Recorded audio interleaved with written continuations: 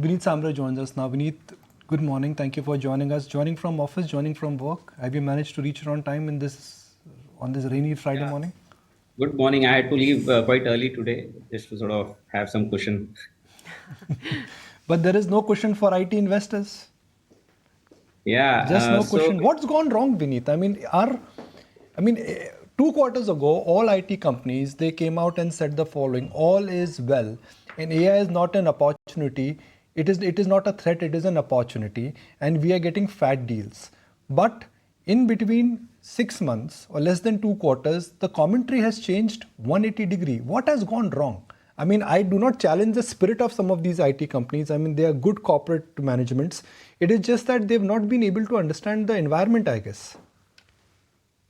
So, I think clearly, Nikunj, what you mentioned is very important that the environment itself is very fluid. As we were actually interacting with the IT managements over the last maybe 1 or 2 quarters, I think this was clear that there is delays which are taking place.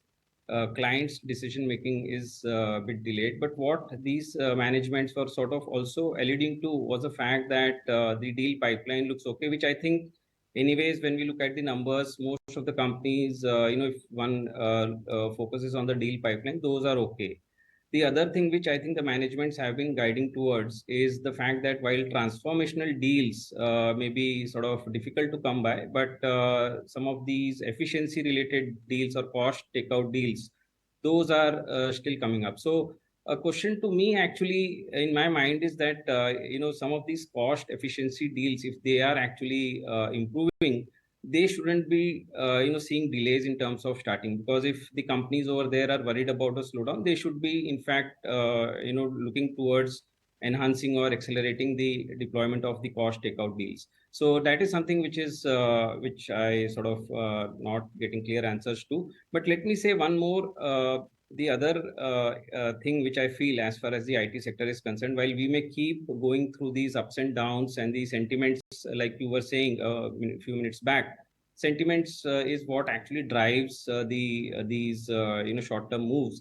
But I think I would sort of go on the side of this aspect that all the whatever I have read and we have interacted with the management, the artificial intelligence or the machine learning, all of these are only going to create a lot of more business opportunities. More and more companies are wanting to sort of look at those as a matter of adapting in terms of their businesses. So I think eventually these things will play out. What we are also seeing is that there are delays, and we should anticipate that at some point, maybe in a quarter or two, things should see some normalization. So at a price point is what I would suggest that one should look at the IT sector.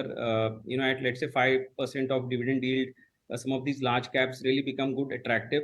So rather than focusing so much on the noise in the short term, I think if one takes a slightly longer term picture and buy at a right valuation, maybe that should be a good strategy. I mean, haven't, and I'm just bringing this out for the benefit of our viewers, getting so many messages and so many, comments on social media that it's over for IT. No, no, no, it does not work this way.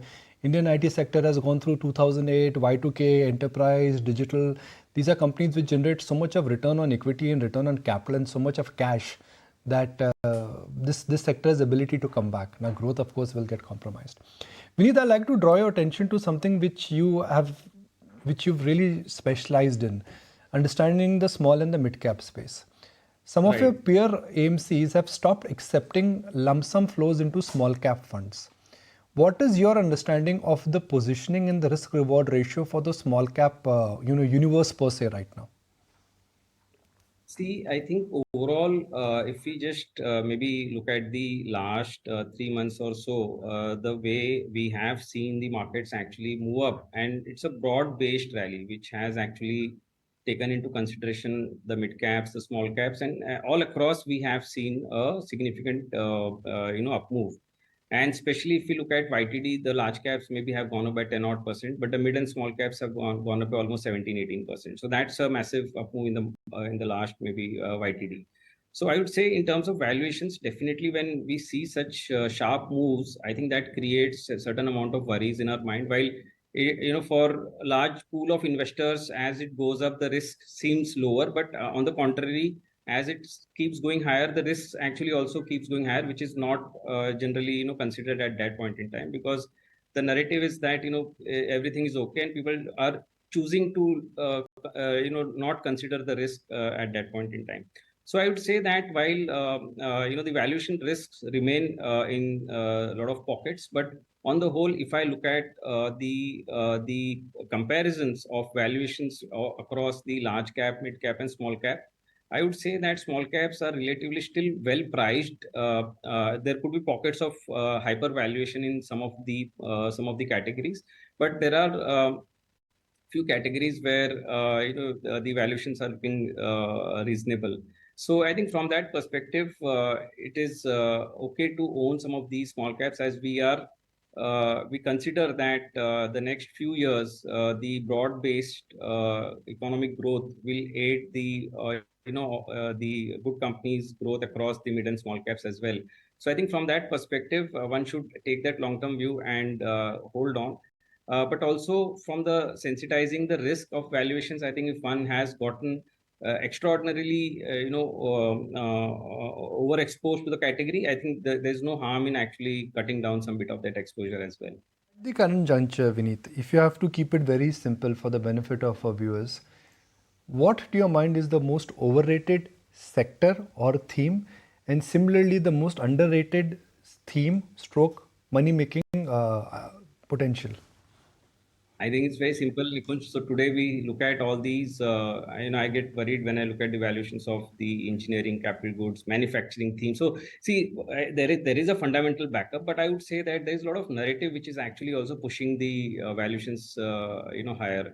So I would like to caution investors on that category, while we have certain amount of exposures in our funds as well. But we also have time horizons. We know that over long period these will do well, but in the short period, I think they have moved ahead of their fundamentals. So one has to be cognizant of that fact. On the other hand, the category which has not seen maybe interest of investors for valid reasons, but I think those data points are also changing and making us more positive, is the pharmaceutical companies, where we have been. So I've been calling out the positive view on that for a while, but it has not worked. But I believe that the data points now seem to be turning. We have US markets which are now sort of facing shortages of drugs. Indian markets are pretty okay, 10-11% growth. You mentioned for IT, cash flow, ROC. I think that holds true for the pharmaceutical sector as well. So I think these two, I think, are two different sides of the poles, but and it's all about the sentiments when the sentiments change. So I think that's where I would sort of like to answer your question. Vinit, many in the market are now believing that if it's not IT, the market is going to fall back upon banks, right? And you saw traces of the underperformers as well come back to the fore. Case in point being Kotak Bank, when at a time we were just 20 points away from the 20K mark on the index. That was actually performing and was one of the biggest movers on the index yesterday. Do you think banks will have to do the trick for the markets to push higher? So I think independent of how the markets are going to see the short-term changes, but I would say that banking relatively seems okay from two considerations, and I will also sort of mention what are the concerns which are sort of being spoken about. But I think one, the banks' balance sheet today are in the best form. The quality of assets or credit quality is also in the top form, and as of now, at least we don't see signs of those deteriorating. Maybe if there are large levels of IT does look to scale down number of people. I mean, those eventually will start hurting, but we'll see as and when it actually happens. But as of now, I think the credit ecosystem looks pretty strong. The credit growth looks okay. And from that perspective, and also valuations, if we consider valuations, I think the banks have been, trading in the on less than the last 5-10 years averages, marginally less. They've moved up, but they're still okay in terms of valuation. So I would say that it's okay to have exposure to the banking sector, and especially I would say that if the view also eventually comes that interest rates have peaked and at some point it starts coming off, then I think the NBFCs within the banking space would make a slightly better case.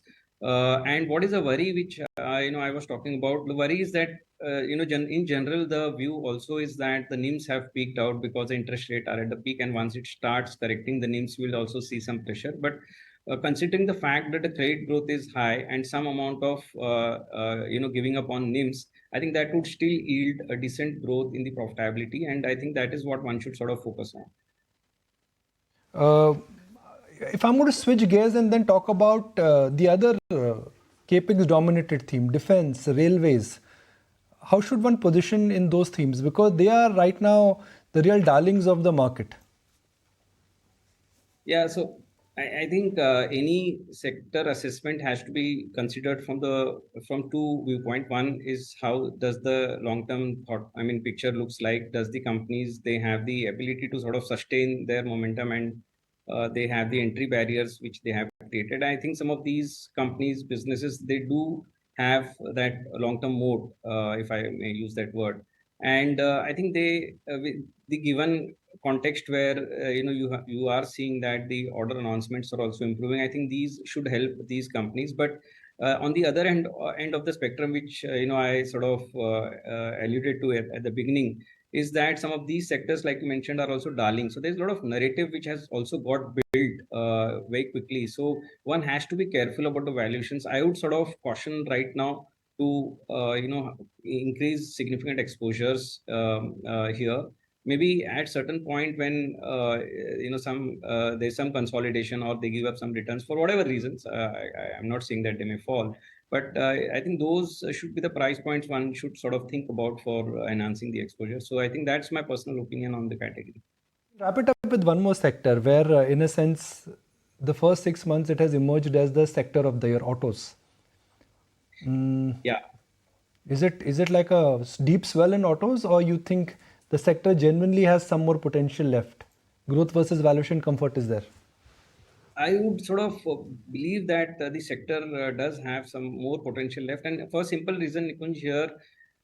See, whenever I see the business cycles, the business has actually seen the worst phase in the last 3 years, and maybe we have recovered some bit in terms of passenger car, commercial vehicle, tractors, two-wheelers are still struggling. I would say that we've not seen that full-blown recovery, and it is not that we may see that quickly as well. But I would sort of try to respect these cycles. In the past, we have seen that 2-3 years of bad cycles gets followed by 3-4 years of good cycle. So maybe intermittently we may have some bit of fluctuations because the economies are not stable as of now. But I would still believe that from low to highs they still have a good ground to cover, and the valuations. When I think that at the cycle highs, if I have to think about their earnings, then the valuations also look reasonable. So there are pockets within autos which should do well. I think YTD, this has been the second best performing sector, if I remember right. And we had decent exposure in the category. We are continuing to own. We believe that there's some more juice left, and we would want to own this for the next 2 years maybe, because we believe that the category should see business cycle improvement over the period. Vinit, good to have you on board. Thanks so much for joining in and sharing with us your perspective on IT in particular, as well as the markets as a whole. But IT really seems to be that very source